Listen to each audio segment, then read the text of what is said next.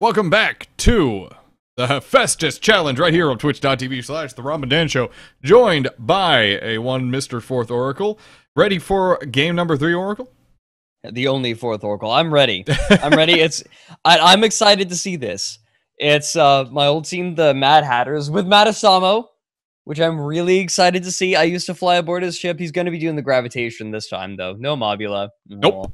Going up against the it was Clamour. the Clamour. Clamour. But, I always mix up all the teams, like the Waddling, the Paddling, the Clamour, and the Mandarins. They have 4 teams. Or let's see, what about those other 2 teams? Are those still around? I believe the Waddling was unable to enter into this tournament, and the Mandarins are on hiatus / retirement. Well, yeah. Plus, we have same BT organizing the tournament, so True. we can't really be flying for it. Frogger is no longer, quote unquote, no longer flying competitively, even though he's flying for Muse right now. Yeah. It's like, eh? Oh well, it's his choice. Frogger, by the way, in chat, one of the leaders of the Ducks, one of the best competitive clans in the Guns of Icarus community. They're the ones that gave me a real shot at casting back in November of last year. Oh, really? Yeah. Nice. I started out casting their some of their practice matches. Man, do you know how I got started casting? You're famous. Yeah, I'm Toulouse. No, it actually started when everyone I just decided to start casting the matches from TeamSpeak. Like, oh, we were yeah, watching for the Twitch. gents. Yeah, we were just hanging out in TeamSpeak, and I started casting for them like privately, and they were just like, "Holy crap! Now keep going." And so, I think it was one of Ursa's events that I just like filled in, and they're like, "Keep going." Just do your thing. Yeah, pretty much. And at that point, I got picked up for more tournaments, and then then I started casting regularly stuff with you. Mhm. You picked me up after you guys saw me, I'm assuming. And then we stapled your butt to the ground and said you're part of our official casting now. You have no way of arguing. Yep, didn't even get asked. It's just like, you're casting with us now. I'm like, okay, that's cool. It actually, yeah. Frogger is saying he's not flying for Muse, just gunning. Yep, you're flying aboard the ship. You are aboard a vessel that is in a competitive tournament, sir. Just saying. You are flying. You're not flying the ship, but you are flying. No. Also, as a side note, Velvet is the organizer for your Sunday events, isn't he? Yep, for the Sunday Community Skirmish, I'm the streamer caster. Mm-hmm. Been doing it just kind of every so often. No, with just alone. It happens every week, but every so often I've been getting, random people to join. But now I finally have someone regular. Rotted beef. Rotted beef. Rotted beef. Once again, thank you everyone for joining us here on twitch.tv/The Rob and Dan Show. You can find out more, though, about the Sunday Community Skirmish over on Oracle stream at twitch.tv/Fourth Oracle. And Frogger stands corrected. Frogger's awesome, by the way. If you guys have never had a chance to talk to Frogger, he's a somewhat private individual, but he is fucking amazing. He's a chill guy. Mm-hmm. He's pretty chill. You say chode? Chill. Oh! Chill. He's a chill guy. Chill. I thought you called him a chode. What a chode. My goodness. That Frogger guy. Whatever. Whatever, man. The Clamour is grouping up right now. We should see this match start here in just about 15-ish minutes. Mm-hmm. A little less cool. than that, actually. About 10 minutes. My math is not the best right now. Not too much longer. So we have both of these teams. I mean, the Clamour is relatively new. Mm-hmm. They haven't played a whole lot of competitive events. They've done some scrimming. Not a ton. Yeah, they haven't done a ton. They haven't done a ton of competitive events. I think they've scrimmed like a lot, though. A lot of people are just like, yeah, we're scrimming with the Clamour. It's It's like I hear that every so often. But the Mad Hatters, like they are definitely like new on the field as well. But these are I'm seeing all like it was not an easy decision to leave the Mad Hatters and come to cast. Mhm. I started casting because I knew it would be better for the competitive community, like because the community needed stable casters at the time. Like, because people were just like, it was just competitive players that were coming in and out. There was nothing really Yeah. stable. And so Yeah. it was a really, really hard decision to leave. Because flying aboard Maddie's ship, it was just wonderful. He's a great captain. I miss fly. Like, I'm seeing all these names. I'm like, I want to fly with you guys again. You just want to hop on one of those boats and go. Yeah, it's just like right now, Maddie's ship, like specifically, is kind of taunting me. It's like, all right, I got to go fill that spot and fly. Oh. We are also monitoring Imagine Stream, looking over at it. Sky Invading Rhinos versus Art of War. Sky Invading Rhinos, or SIR, as they are called shorthand, is up 3-0 over Art of Warfare, and soon to be 4-0 from the looks of things. Ouch. Here you go. Yeah. Yeah, I'm going to go check it out real quick. Sky Invading Rhinos really doing a number on Art of Warfare from the looks of things. I'm checking it out. Once right again, now. folks, we are going to have, after the last match is played for today, we are going to have everyone joining us here on the Rob and Dan Show stream for a quick post-game discussion, talking about the day's events, whatnot. Probably going to be talking quite a bit about Cake versus Sacrilege. Probably. Yeah. That, especially considering that. Kirk is joining us. Yeah. I really want to check. I want to know what went on. Like, what in the world? Like, Cake just coming out of nowhere and suddenly Cake like, is making, hey, yeah, by the way. Yeah, by the way, like they're doing such a good job with Hephaestus right now. An amazingly impressive job. Yeah, I mean, no offense to Cake, but like their showings in other tournaments have generally not been so they haven't been so lustrous. I think they would agree with you. I think they would agree. Or at least Kirk would probably agree. He's a pretty down-to-earth guy, so. Yeah, it's like, it hasn't been very great. But, I mean, they just come to the Hephaestus, and it's like they're a whole new team. They're doing very what's well. Going on? They're doing very well. Checking the time here, we have about 7 minutes until this match is scheduled to get underway. The Darkwing Mallard is still missing a crew member. They have plenty of time, though. Oh, 2 crew members, I'm sorry. They are missing 2 crew members. Still. Mm-hmm. They have time to get in, though. They still have about 6-7 minutes to get in and organize. Yep, there's the win. There's the win. Congratulations, Sky Invading Rhinos, for the 5-0 over the Art of Warfare. That's the first 5-0 today. Yeah, these matches have definitely been different. Like, they've been more even. Absolutely. I'm really glad to see it too. I mean, last week it was, I felt like a lot of teams got caught out. They lost their momentum and then they just got rolled. That's kind of how it went last week.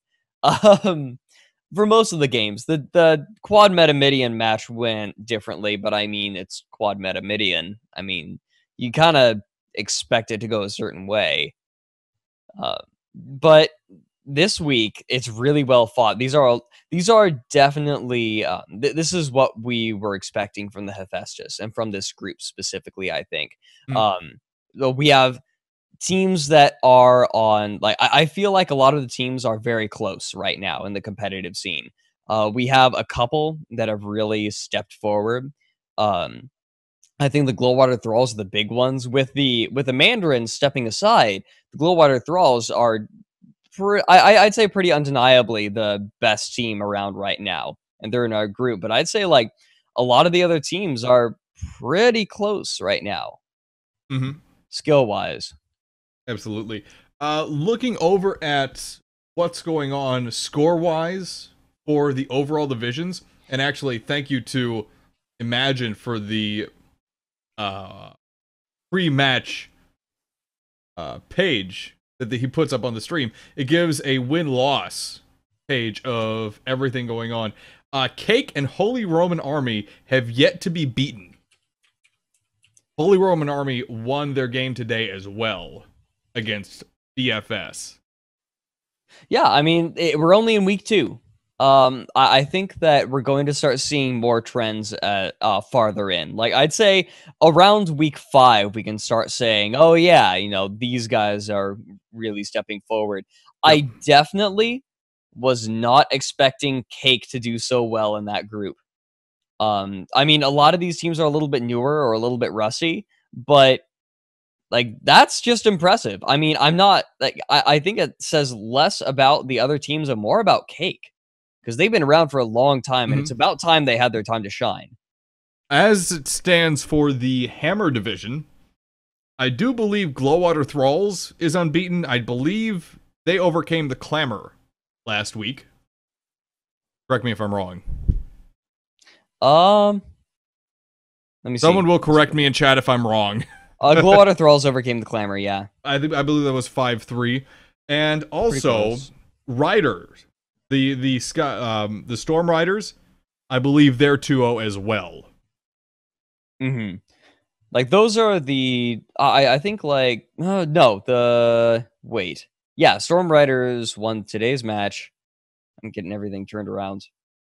Yep. We need a page like that, man. Yeah, we do. I'm going to get Rob on the ball on that one. I believe if Mad Hatters beat Clamour this time as well, they will be 2-0 also.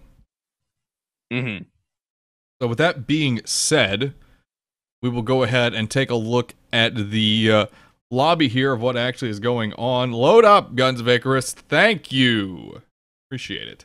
We have for the Ducks, the Darkwing Mallard and the Bill Me Later, Jason McMorgan and Barrett, both piloting. Also, double Pyramidion in That Which Shall Be in Gravitation, Velvet and Matizamo, both piloting. What can we expect? You were a gent. Mm-hmm. You still are a gent. Yep. What can we expect from the Mad Hatters? Mad Hatters have always been aggressive. Mm-hmm. I mean, that's what that was the edge whenever we scrimmed against the gents, and that's I highly doubt that that's changed at all. I mean, considering their builds, I mean, the Hades Echidna and Gat Mortar, like that's pretty aggressive. That's a very aggressive build. Absolutely. Very aggressive pair, and I have no reason to think that they've changed their strategy at all. That they're going to be vying for those better positions constantly, while laying down fire, trying to balance that fire, keeping the enemy pinned while taking better positions. It's what set us above the gents for a little bit of time, when they just couldn't adapt to us.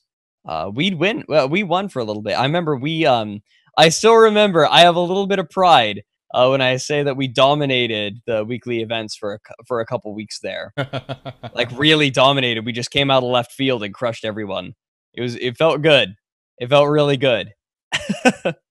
But on the other side, we are going to have something very difficult to get aggressive on. We have the Bill Me Later, a Junker. Haven't seen a lot of Junkers around this tournament, which is very odd to me.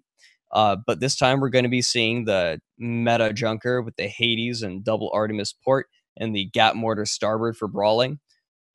Junkers just generally tend to outdo Pyramidians when it comes to brawling. And so that Junker is going to have to be That Which Shall Be used. That's going to be his problem. Darkwing Mallard, Gat Mortar, going to be running defense for the Bill Me Later, but it's going to have to get aggressive on That Which Shall Be. I think that this is going to be really interesting to watch. We have sort of similar builds from both teams. That Which Shall Be more kill-oriented. Bill Me Later has some disabling potential from the double Artemis, but either way, though, like, we have the same idea of the long-range kill with the short-range kill for defense. I think this favors the Clamour, though. I think this build does. Okay. There are two Metamidians in this situation. That Which Shall Be is a Hades flak. Yes, it is a Hades flak, and the Bill Me Later is a Junker. And if I can make an assumption for Northern Fjords, That Which Shall Be and the Bill Me Later, being the ships with some kind of very serious long-range options on them, are going to be the primary focus until brawling happens. The meta-minions are just going to run defense for the most part until the major aggression comes. At that point, the meta-minions need to get active, need to start getting in there and brawling. Otherwise, that long-range ship is going to get ripped apart. I think that which shall be is going to be more vulnerable than the Bill Me later. Mhm. The advantage to the Pyramidion is you get to choose your engagement range, but that's going to be kind of difficult against the Junker. Let's see, have we been given the go? Yep, we can start readying up in a minute and a half. Yep, pretty shortly here. I am noticing something, though. The Mad Hatters on the Gravitation have thrown on the double-side Mercs for additional long-range support. So I think if they hold mid-range, the gents, the Mad Hatters in the situation might have an advantage. Yeah, this is an old tactic, something that you don't see very often, but comes up, occasionally. Certainly. Is the sniping side on the Pyramidion, the idea that the Pyra can fulfill two different ranged options. They have the sniping side on the port side usually, and then you have the brawling on the front. So this isn't anything new. I haven't ever seen it blow me away. That's been pretty consistent. We'll see. We are getting into it here.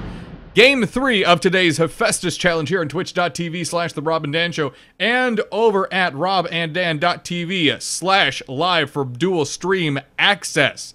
Northern Fjords is the map. Oracle, tell us about it. It's pretty big. It has a very high flight ceiling, highest in the game. It also has some very large pieces of cover, so on the surface, it seems like it favors that sniping, but you have a lot of cloud cover on this map, and the vertical mobility allows for people to close distance, use hydrogen to rise up, or shoot vent to drop down and into melee range. Alrighty, starting it off here for the Darkwing Mallard, first ship of the Clamour. I forgot the name of the... We do it with the Ducks all the time, and I feel terrible. The Clamour. Too many teams. Piloted by Jason McMorgan. It is a Pyramidion, a Metamidion with Gap Mortar front and Flamer Flare on the side. And the Bill Me Later, piloted by Barrett. On the left-hand side, we have a Hades and an Artemis. Front is an Artemis. And side, Gat Mortar. Right side, Gat Mortar. Go ahead, Oracle. And for the Mad Hatters, we have the That Which Shall Be. I shouldn't say the. It's just That Which Shall Be. Being piloted by Velvet. Hades Echidna forward with a flamethrower and flare on the port side. And aboard the Gravitation, a Pyramidion being piloted by Matasamo, we have Gap Mortar forward with double Merc port. Getting into it here, this is Northern Fjords, folks, so it could very easily hold to a long-range game for just a few minutes before brawling occurs. Both teams do have the ability to brawl from the loadouts.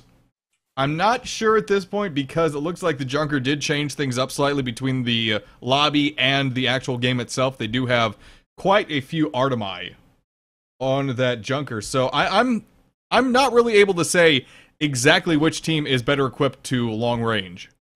I definitely have an opinion on that. I think that the Clamour is better set up. One of the things about the Junker, I feel, is that it counters the Pyramidion, generally. Whoa, your link is wrong. The twitch.tv/Guns of Icarus? Oh, okay. No, that makes sense. Okay. Is it? Maybe not. That's the official Guns of Icarus stream. Okay, that's correct then. Huh, okay. Anyway, I do think that the Junker has the advantage because whenever the Pyramidion decides to engage, the Junker has 3 guns, the Pyra has 2. We did have a question in chat if the Hades flak has a buff available to it. Probably. I'd imagine. You usually have a buff kit on the starboard side. Let's go ahead and check real quick. Darkwing Mallard is the specific chip. We do not have a buff kit. Yes, we do. I'm sorry. Junior Technician Arillo and Technician Blackened Skies both have a buff hammer available to them. They do have buffs.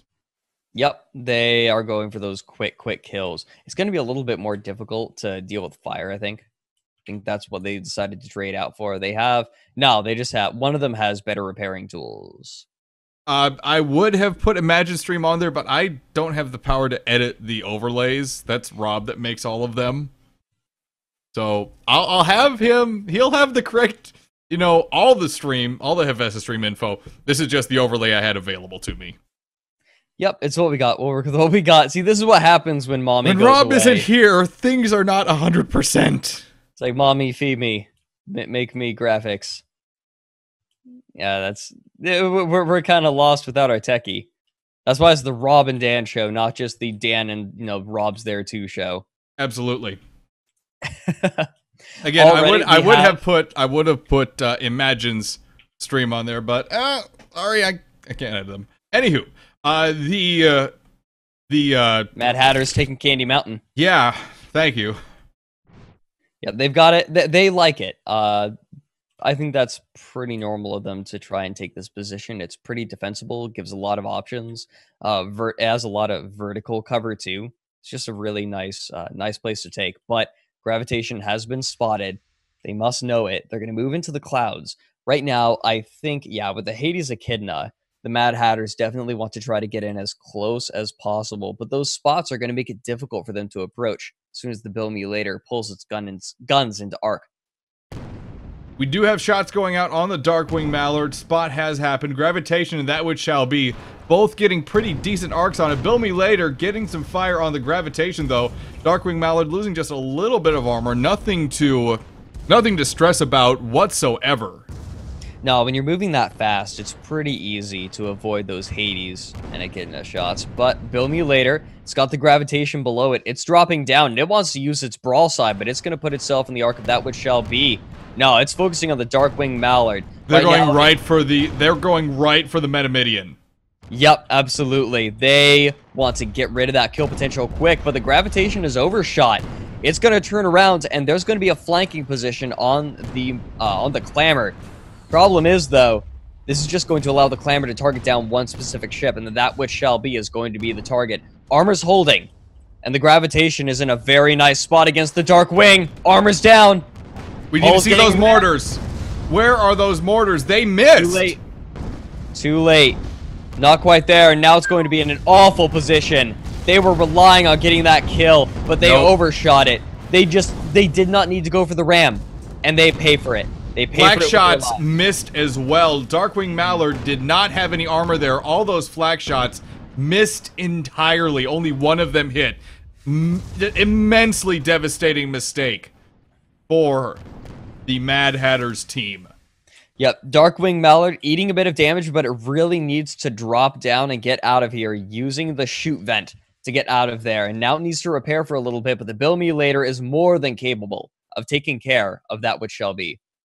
Absolutely. A mid-range Pyramidian just does not have the options available to it to take out the Bill Mutilator in this specific situation. And if they do get in trouble, Darkwing Mallard can just rise up and assist. Yeah, Bill Mutilator eating some serious Hades fire. Bill Mutilator, it's not doing enough damage right now, but both of them are within arming time. However, Bill Mutilator has a brawling side, and they're going to turn it in. This is a big mistake for that which shall be. A big mistake. They should never have gone in. I have no idea. I have no idea what they're trying to do right now. Gravitation is coming in on the Darkwing Mallard, but this could be a meat grind scenario where the Gravitation is just charging into its death. Darkwing Mallard nearly went down to that charge, but it wasn't enough damage. Darkwing Mallard is still spiraling downwards. Gravitation is getting behind Candy Mountain to break line of fire from the Bill Mutilator. Mad Hatters are just making way too many misplays in this instance.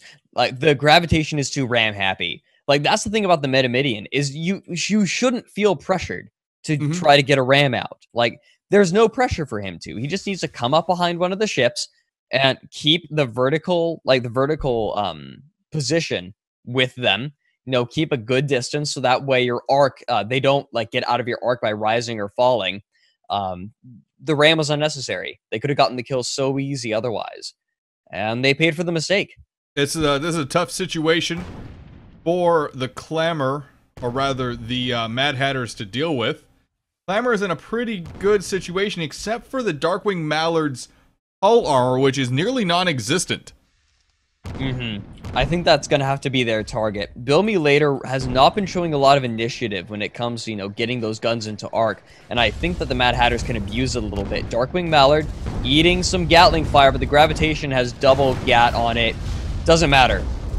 Armor goes down, Mortar coming in. Gravitation goes down as well, though. Now it's just that which shall be in the Bill Me Later once again, but the Junker has the distinct advantage in this engagement. The Clamour was also absolutely more than happy to exchange ships like that. They had a 2-0 lead. They're now 3-1. They were absolutely happy to do that quick exchange. And now the Darkwing Mallard has spawned back in just below that which shall be. It can now rise up and take the fight straight to that Pyramidion. Armor is down on that which shall be. Actually getting taken out by the Bill Me Later's Artemis and Hades. Darkwing Mallard, sensing the possibility of going 4-1 up against the Mad Hatters, is going to move in from the looks of things. Yep. I don't think it's too aggressive. I mean, the cloud. No, they have stopped. They have stopped their engines.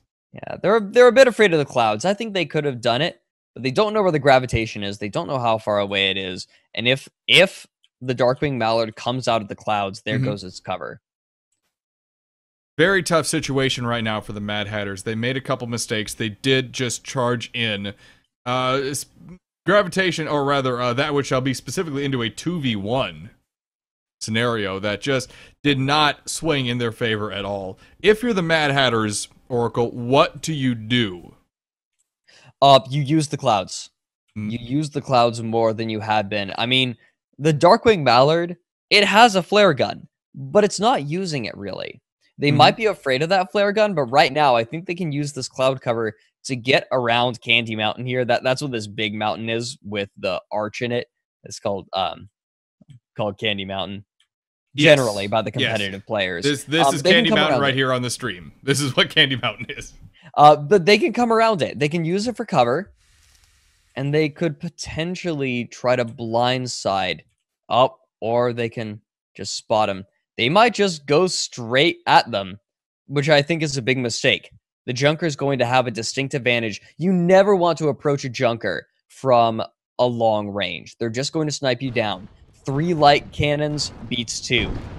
Like, it's simple numbers. Hades and Artemis are already firing on that which shall be, doing some pretty consequential damage to the Pyramidion. Armor is having some serious trouble, goes down. Darkwing Mallard is getting hit by the gravitation. Darkwing Mallard could go down to the Gap Mortar, but it is dropping out of arc very quickly. That which shall be is sitting in front of the Bill Me Later, doing nothing. That which shall be is just taking way too much damage. It can't do anything. That's the problem with charging a Junker. The gravitation managed to get the Darkwing Mallard, get the better of it. But it's going to leave its ally in a bad spot. Darkwing goes down. 4-2 for the Mad Hatters, but they lose that which shall be for it. Bill Me Later is dropping down. Oh my goodness. When you approach a Junker, you give the Junker the advantage. Pretty much invariably. Gatling going to go down on the gravitation. The hull isn't that great on the Junker, but the armor is fine. It has the second most armor in the game. Plus, that tiny hole makes it very hard to duel. Gravitation eating too much damage. Darkwing Mallard spawns in, and I think this is going to be it. The Clamour. I would say this is going to be it. There it is. A 5-2 win for the Clamour over the Mad Hatters. A lot of mistakes were made there. I think they really... There were some synergy issues going on as well. On the other side of things, great job by the Clamour to maintain control, watch their fire, trade a kill or two when it was absolutely necessary. Very solid job by the Clamour. Well, this is kind of what all the Ducks teams are known for, is really taking advantage of an enemy's mistakes. They don't let anything go. And the Mad Hatters made some pretty grievous errors in that game, and they got punished for it. I really think that's all there really was to that game. Like, the Metamidian did not need to charge in that first engagement. They approached the Junker from a longer range than they needed to and gave them the advantage. It was just too much. Too many mistakes, and then the Clamour weren't going to let that go. That was a very tough match for the Mad Hatters. Hopefully they can come back from it next week. Who are they facing? real question. Go and look at our spreadsheet here. Next week, the Mad Hatters face the Glowwater Thralls. That is a tough matchup. I really think the Glowwater, they're also going to take that. Does that hurt to say a little bit, considering they're your team? It hurts a little bit, yeah. But then again, they're just now coming back into the competitive scene. They have a new captain, Velvet, who's on regularly. They have new crew. They're still sort of getting their air legs, as it were. They're getting them back. They've been ashore too long. Oh no, terrible. But I think that's true with a lot of teams in the Hephaestus challenge. A lot of them have sort of been out. They've sort of been out of it. They're just now coming back in. Well, there we go. We are going to have some post-matchup analysis, some post-day analysis coming up as soon as Imagine's last game of the day is done. He still has Deadpool's Army versus the Merry Men over on Parrot and Rumble scheduled for today. That's going to be starting here in just about 10 minutes from now over on twitch.tv/Imagine42. If someone could please link that in the chat, I would greatly appreciate it. Again, thank you everyone for joining us here on twitch.tv/The Rob and Dan Show. We're going to go ahead and take an extended break so you all can enjoy the last game of the day. Then, as soon as that's over with, we're going to be over here with some post-game, talk about all the events that happened, and then wrap things up for this day of Hephaestus Challenge events. Yep. Unfortunately, I'm not going to be able to. Join in for that. I have places to go, people to see. But it's been a pleasure. Like, this has been a really interesting day. I'm really glad that we got to see some different ship builds this time around. Something other than Metamidian. I'm glad to see that the Metamidian is sort of it's still seen as a very, very strong ship, but it's being used more as, a combination with another ship. And I'm really glad to see that. Absolutely. Well, we will wish you a wonderful day. Any closing thoughts from you on today's events before we let you go?